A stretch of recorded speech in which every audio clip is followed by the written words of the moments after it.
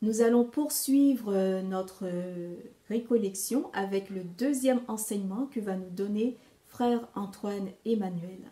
Alors, si vous tombez tout à fait par hasard sur cette vidéo sans avoir visionné la première partie, je vous invite à regarder le premier enseignement avant de poursuivre avec celui-ci.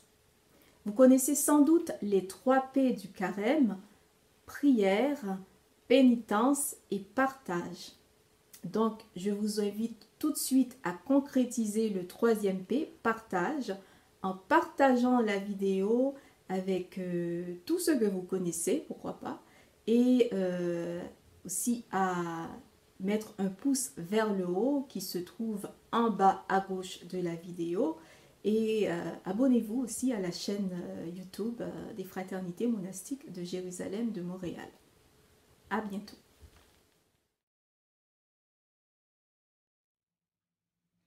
Avant la deuxième partie de notre récollection, prenons un petit moment pour descendre dans nos cœurs, pour nous mettre en présence du Seigneur, et avec lui, prions le Père.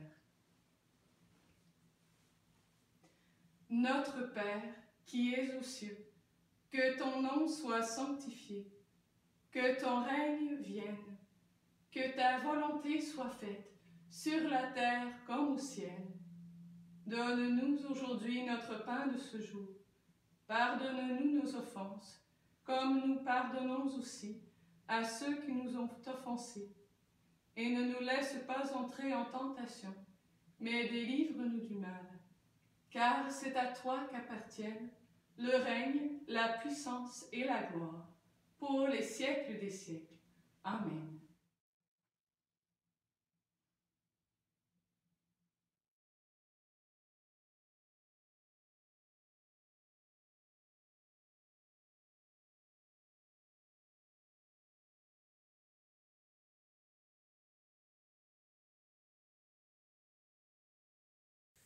J'espère que vous avez pu vivre un bon temps de Lectio Divina, ce temps tellement précieux d'écoute de la parole. Je vous confie que pour moi, ce temps matinal de l'écoute de la parole de Dieu est vital. Ce moment où se fait ce contact avec le Verbe de Dieu, avec Jésus, dans le sacrement de sa parole. Vous avez donc pu contempler dans ce chapitre 2 de Saint Matthieu la visite des mages et puis ce que je peux appeler avec vous la 6e station du chemin de croix de Saint Joseph. Essayons de bien resituer ce qui se passe. L'enfant est né, Joseph a appris à vivre avec cet enfant Dieu pour qui il est désormais comme un père, il en assume la paternité réellement. L'enfant a été circoncis le 8e jour, il a été présenté au temple, mais pas racheté, parce qu'il appartient à Dieu. Il vient de Dieu, il est Dieu. Le même jour, l'offrande pour la purification de la mère a été faite, non par nécessité, Marie est l'Immaculée, mais par obéissance à la loi. Et la petite famille a son logement à Bethléem.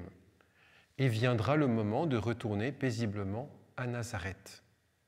Économiquement, ils ont même le don des mages, des visiteurs venus d'Orient, qui ont laissé une certaine quantité d'or. Tout cela, c'est vraiment bien remis en place. Or, en pleine nuit, sans aucun préavis, le Seigneur, par son ange, demande à Joseph de fuir immédiatement en Égypte. Il nous faudrait ici écouter le récit de familles de Syrie ou d'Irak qui savent ce que c'est que de se retrouver du jour au lendemain sur la route avec quelques valises emportant le peu qu'ils ont pu prendre avec eux. Les consignes que Joseph reçoit sont précises. Lève-toi dans la nuit, donc n'attends pas le jour. Prends avec toi l'enfant et la mère et fuis. Ne fuis pas à Nazareth, ni à En-Karim, chez Élisabeth et Zacharie, ni à Beersheba, mais va en dehors d'Israël. Va dans cette terre d'Égypte où ton peuple a souffert, terre de l'humiliation, de l'esclavage et même de la mise à mort des enfants mâles d'Israël. Et quel est le motif ? Hérode va rechercher l'enfant pour le faire périr. Hérode le Grand est né en 73 avant Jésus-Christ, était donc déjà très âgé, Depuis l'année 40, il était roi de Judée par nomination du Sénat romain. Ce fut un grand bâtisseur, mais surtout un roi sanguinaire d'une violence monstrueuse, y compris vis-à-vis de sa famille proche. Et il veut tuer Jésus, parce qu'il se sent menacé par cet enfant de quelques mois dont les mages ont dit qu'il est roi des Juifs. Le Seigneur ne demande pas à Joseph de lever une armée pour défendre Jésus et Marie, il lui demande de fuir. Il lui demande d'embrasser une vie d'itinérance, de partir dans l'inconnu, de se fier aveuglément à la fidélité et à la providence de Dieu. Parce que l'heure est venue d'une grande hostilité contre l'enfant Jésus. Tu laisses tout et tu fuis. Alors Joseph partit à Jérusalem pour enquêter et vérifier? Non. Alors Joseph réfléchit et pensa à un lieu caché plus proche et sûrement à l'abri? Non. Alors Joseph contacta des proches, des gens courageux et commença à monter la garde? Non. Alors Joseph, par des connaissances qu'il avait, décida d'intervenir auprès d'Hérode pour le faire changer d'avis, pour le rassurer? Non. Joseph se leva, prit avec lui l'enfant et la mère, de nuit, et se retira en Égypte. C'est là, je crois, que se manifeste le plus clairement la grandeur de Joseph, la sainteté de Joseph. La grandeur de Joseph, c'est son obéissance dans les nuits de l'épreuve. Le pape Jean-Paul II, dans sa lettre Redemptoris Custos, le gardien du Rédempteur, parle de la purissima obedienza, la plus pure obéissance de la foi de Joseph. Cette nuit-là, il n'y avait pas de soldats d'Hérode à la porte de la maison. Personne n'a dit à Joseph ce qui est en train de se passer à Jérusalem. Et Bethléem dormait tranquillement. Mais Joseph a entendu l'appel du Seigneur, il a entendu la demande inimaginable du Seigneur de tout quitter, de partir en Égypte et de fuir. Et Joseph obéit, et Marie lui obéit. C'est la plus pure obéissance de la foi.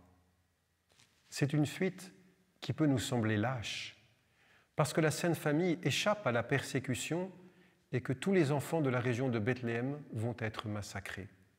Dieu n'a pas envoyé son ange auprès de toutes les familles de Bethléem, pour les protéger et éviter qu'ils soient massacrés par les soldats d'Hérode. Dieu laisse l'homme agir dans l'histoire. Dieu ne télécommande pas l'histoire, mais il la sauve. Dans sa magnifique lettre, le pape François écrit « Une lecture superficielle de ces récits donne toujours l'impression que le monde est à la merci des forts et des puissants. Mais la bonne nouvelle de l'Évangile est de montrer comment, malgré l'arrogance et la violence des dominateurs terrestres, Dieu trouve toujours un moyen pour réaliser son plan de salut. Même notre vie semble parfois à la merci des pouvoirs forts. Mais l'Évangile nous dit que ce qui compte, Dieu réussit toujours à le sauver à condition que nous ayons le courage créatif du charpentier de Nazareth qui sait transformer un problème en opportunité, faisant toujours confiance à la providence.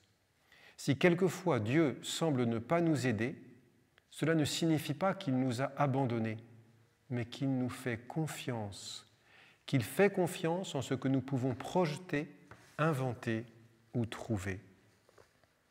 La Sainte Famille fuit non pas pour se protéger, mais pour que Jésus puisse sauver le monde, pour qu'il puisse offrir le salut, y compris à Hérode et à ses soldats.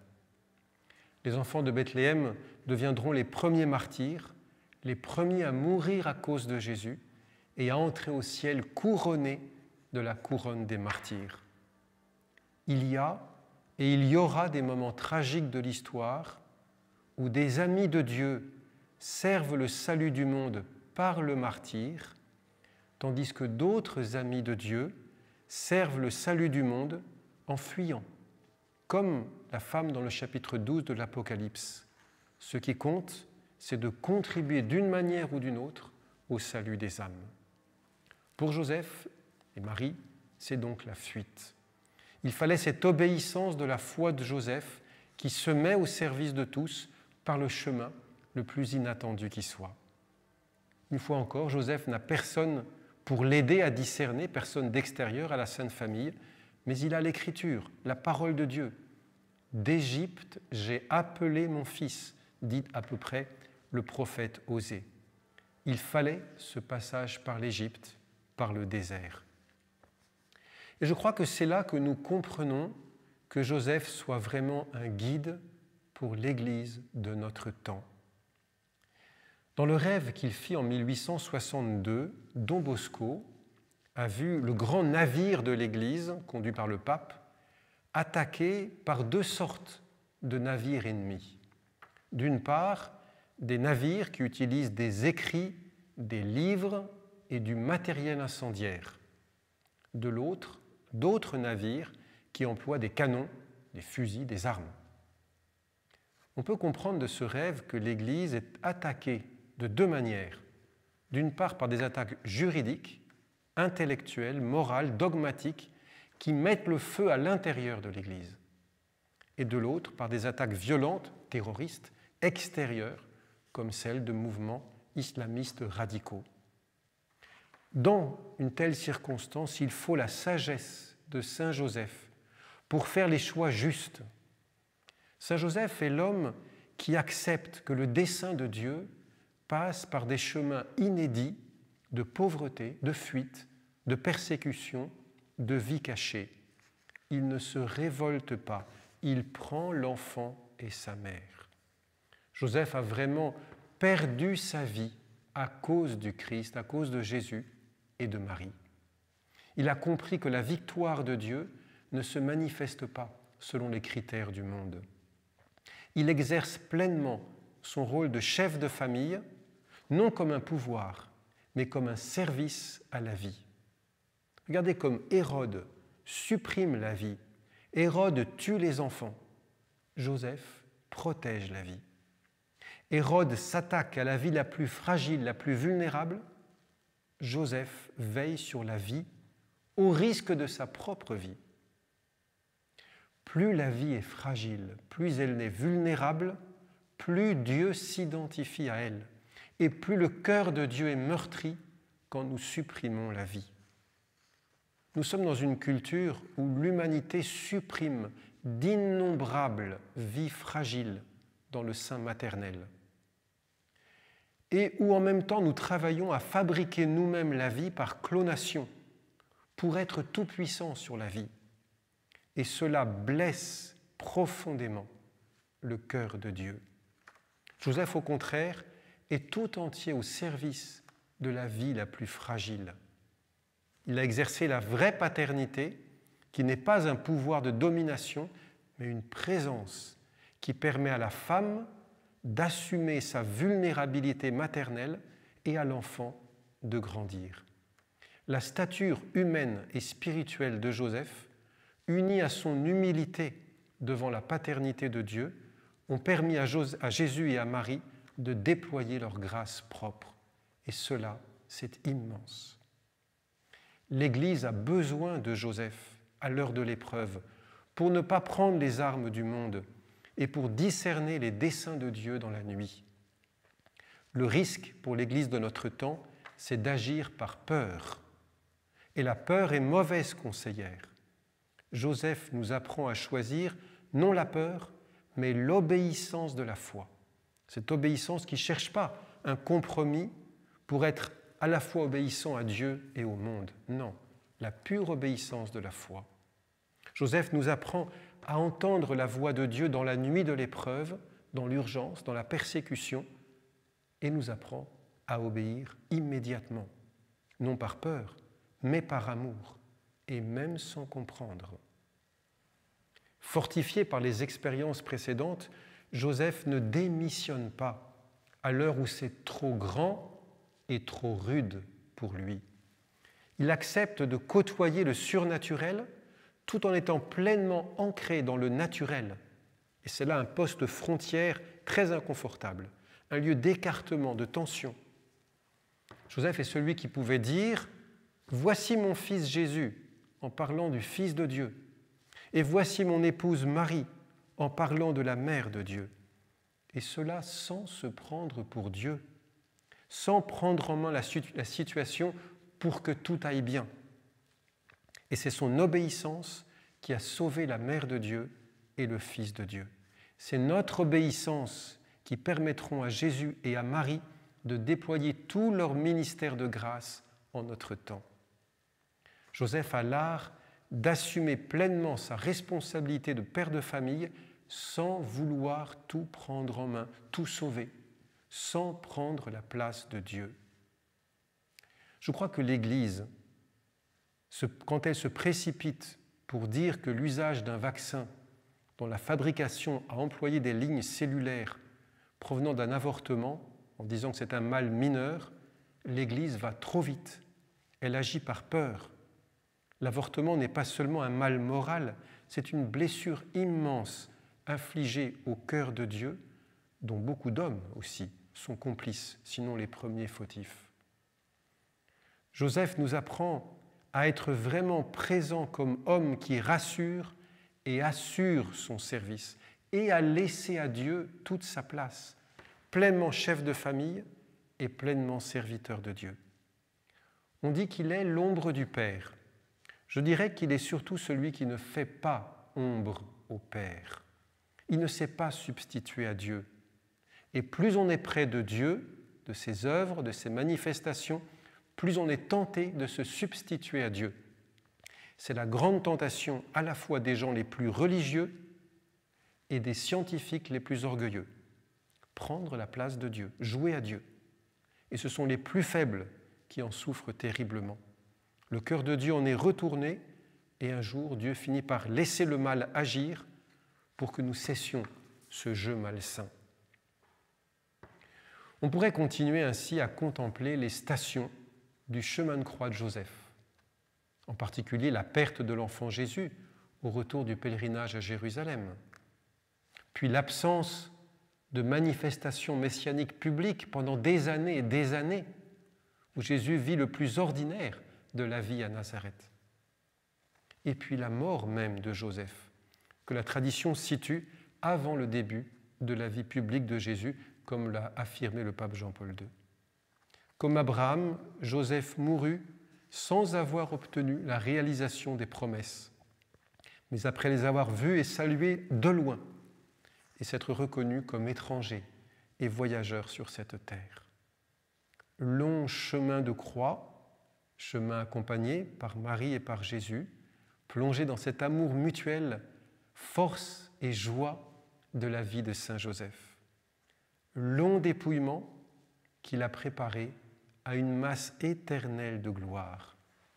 Un service merveilleux rendu à l'irruption de la grâce et du salut dans le monde en la personne de Jésus avec Marie.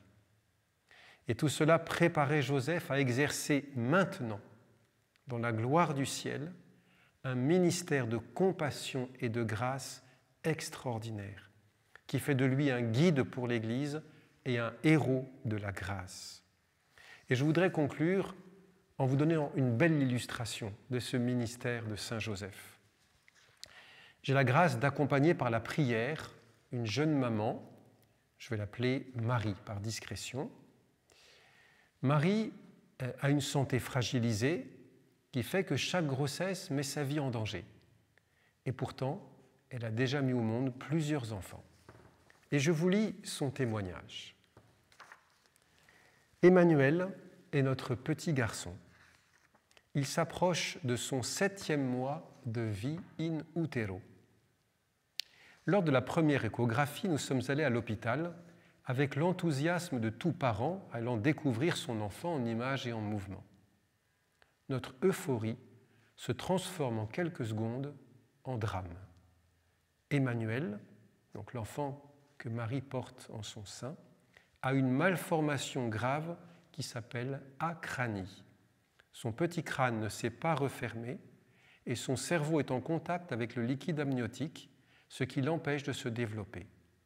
Son corps va grandir normalement, mais son cerveau restera au stade de développement d'un embryon. Il n'aura que des mouvements réflexes et ne pourra pas décoder et intégrer les sons, les images, etc. Les médecins sont fermes. Notre petit garçon qui bouge et vit très bien dans mon ventre ne pourra pas vivre une fois sorti du ventre. Ces enfants vivent en général moins d'une demi-heure, très rarement plus de 3 jours. Cette malformation est grave. D'ailleurs, peut-on encore parler d'un être humain si le cerveau est totalement plat? Et j'ajoute que cette grossesse met en danger de nouveau et plus gravement la vie de la maman. Les médecins nous parlent de faire une interruption médicale de grossesse. Une médecin insiste particulièrement. Et plus elle insiste, plus une phrase résonne dans mon cœur. « Choisis la vie ». Et plus elle me parle de ce fœtus au mouvement archaïque et du fait que c'est inhumain de le laisser vivre, plus je sens monter en moi un sentiment maternel de protection de mon petit et je prends cette décision, je choisis la vie pour mon enfant. En couple et en famille, nous avons décidé de l'accompagner sur son chemin, certes court, mais qui peut être rempli d'amour. Nous comprenons que notre choix est peu compréhensible pour quelqu'un qui ne croit pas en la vie éternelle. Mais nous sommes persuadés qu'Emmanuel a une âme et une mission sur terre et au ciel. L'âme n'est pas dans le cerveau. L'être humain ne se réduit pas à un cerveau et à un quotient intellectuel. Le lendemain du diagnostic, je suis allé dans un sanctuaire marial et j'ai pleuré toutes les larmes de mon corps en demandant à la Vierge de venir à notre secours pour vivre cette épreuve. Dès le jour suivant, nous avons reçu des grâces.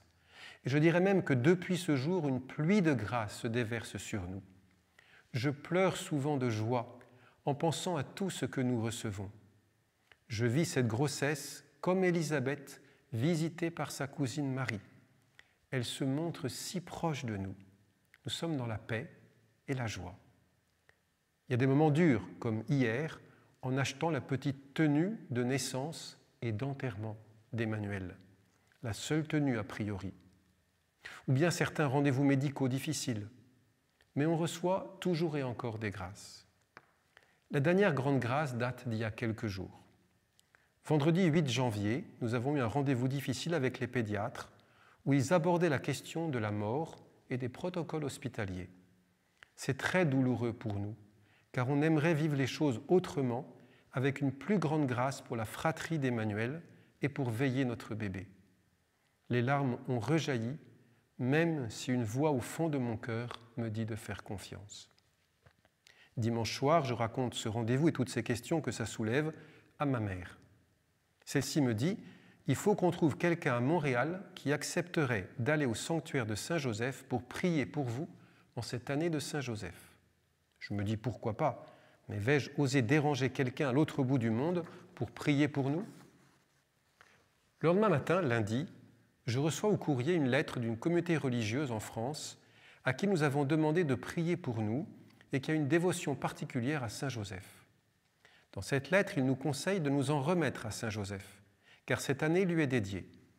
Ils nous ont aussi envoyé de l'huile qui vient de la lampe qui brûle auprès de la statue de Saint-Joseph de leur église, avec un papier qui explique qu'ils nous proposent la même démarche de foi que celle proposée par le frère André à Montréal. Plus encore, ils ont ajouté une médaille avec Marie et l'enfant Jésus d'un côté et Joseph et l'enfant Jésus de l'autre. Et ils nous expliquent qu'ils l'ont déposé sur les reliques du frère André, présentes dans leur monastère, lors d'un temps de prière avant de nous l'envoyer. Je suis très touché de cette intention de leur part et de la persévérance du Seigneur. 2 jours plus tard, je me décide à porter cette médaille jusqu'à la naissance et de la remettre à Emmanuel le jour J. Le soir, je prie avec mon mari sur le 2e miracle de Cana, méditation qui nous était proposée dans le cadre d'une formation chrétienne que nous suivons. Dans ce texte, Jésus retourne à Cana et un fonctionnaire royal vient à sa rencontre depuis Capharnaüm. Il lui demande de venir chez lui pour sauver son fils malade. La première réaction de Jésus est de dire qu'ils n'ont pas la foi et qu'il leur faut toujours plus de miracles et de prodiges. Et l'homme insiste, « Seigneur, descends avant que mon fils ne meure. » Et Jésus lui dit qu'il peut rentrer, car son fils est guéri. Nous avons fait nôtre cette prière. Seigneur, descends avant que mon fils ne meure. Nous avons décidé de prendre l'huile de Saint Joseph et de bénir Emmanuel à travers mon ventre. Emmanuel était totalement présent à cette démarche. Souvent, il bouge très fort, ou il vient furtivement se blottir dans la main posée sur le ventre. Mais là, c'était très différent. Il se levait au plus près de la main de mon mari ou la mienne, qui le bénissait aux différents endroits du ventre et suivait chacun de nos mouvements avec lenteur et insistance, en totale harmonie avec nous tout au long de notre démarche. C'était un moment unique, un moment béni. Même mon mari, qui ne vit pas cela à l'intérieur de son corps, était émerveillé de ce que l'on vivait et voyait. J'avais encore une fois l'impression d'être à la visitation, d'être comme Élisabeth, dont le bébé Jean-Baptiste tressaille en son sein, à la reconnaissance de Jésus en Marie. Jésus est descendu et Emmanuel l'a reconnu. Je ne peux pas en conclure qu'il est sauvé médicalement parlant, mais je sais que le Seigneur est avec lui et avec nous. Jésus m'a montré ainsi qu'Emmanuel avait bien une âme qui s'est particulièrement bien développée, contrairement à son cerveau. Je remets son avenir entre les mains de Dieu, qu'il meure ou vive normalement ou handicapé, Dieu est en lui et Dieu continuera à nous accompagner.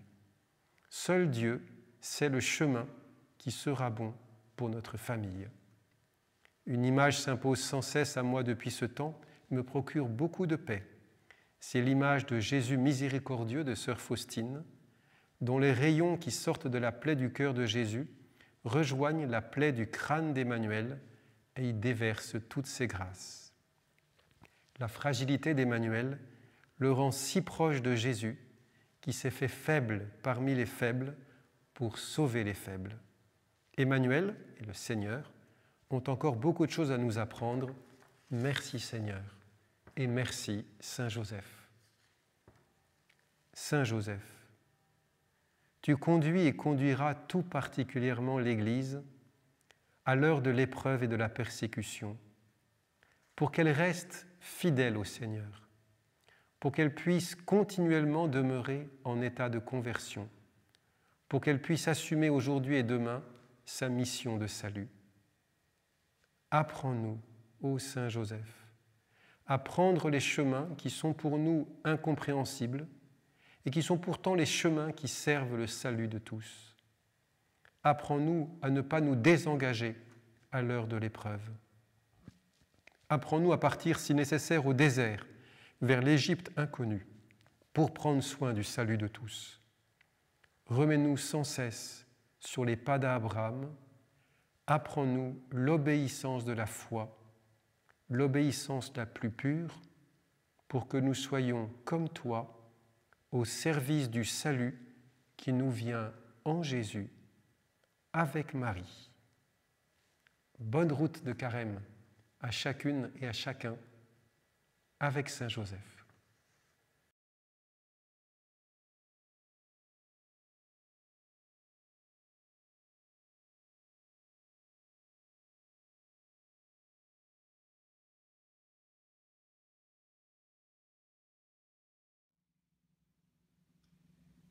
Suite à notre temps de récollection, nous vous proposons de prendre un moment de prière personnelle pour laisser descendre en votre cœur ce que vous avez reçu, pour en recueillir tous les fruits. Prenez un bon temps de silence et d'intériorité devant une icône, une bougie ou votre Bible. Mettez-vous en présence du Seigneur. Voyez ce qui résonne en vous de ce que vous avez entendu, ce qui vous interpelle ou vous touche, ce que vous voulez garder pour en vivre tout au long de ce temps du carême. Ensemble, rendons grâce au Seigneur pour tout ce qu'il a fait et pour tout ce qu'il continuera de faire. Bon temps de prière. Nous vous proposons un livre d'or qui sera composé de la compilation des fruits de votre prière personnelle. Mettez par écrit en 2 phrases maximum la prière personnelle que vous aimeriez partager. Vous pourrez nous l'envoyer par le courriel du sanctuaire qui est info.montréal@fraternité-jérusalem.ca. Fraternité avec un S. FRATERNITES. Vous aurez jusqu'au 24 février pour nous les faire parvenir. Nous vous enverrons quelques jours plus tard le livre d'or de cette récollection de carême par courriel. Nous vous invitons aussi à faire une contribution volontaire de 10 $. Ceci peut être fait sur le site des fraternités monastiques. Donc, je vous remercie beaucoup d'avoir assisté à cette récollection. Je vous souhaite une bonne méditation et un bon carême. Nous arrivons à la fin de notre récollection. Merci à vous tous qui avez suivi cette récollection en ligne. Nous étions distancés, mais en grande communion de cœur. Merci aussi à notre prédicateur, frère Antoine Emmanuel. Nous étions tous très contents de vous revoir, en tout cas l'équipe d'organisation, même si c'est par vidéo. Ça nous a procuré beaucoup de joie de vous revoir et de vous entendre prêcher. Et voilà, vous voyez que le confinement a aussi ses avantages parce que en présentiel, nous n'aurions pas pu avoir frère Antoine Emmanuel avec nous. Pour cela, bénissons le Seigneur. Je tiens aussi à remercier toute l'équipe d'organisation derrière la production et la mise en ligne de ces vidéos. Vous avez vu quelques visages, mais d'autres ont travaillé dans l'ombre et continueront de le faire après cette journée de récollection par rapport à tout ce qui reste à faire dans le cadre de cette récollection du carême. Et nous vous invitons aussi à partager les vidéos. Si vous avez aimé, mettez un pouce vers le haut et aussi à vous abonner à la chaîne YouTube. Nous allons conclure avec une prière à Saint Joseph tirée de la lettre apostolique du pape François, Patrice Cordé. Salut gardien du Rédempteur, époux de la Vierge Marie. À toi Dieu a confié son Fils. En toi Marie a remis sa confiance. Avec toi, le Christ est devenu homme. Ô bienheureux Joseph, montre-toi aussi un Père pour nous. Conduis-nous sur le chemin de la vie. Obtiens-nous grâce, miséricorde et courage, et défends-nous de tout mal. Amen.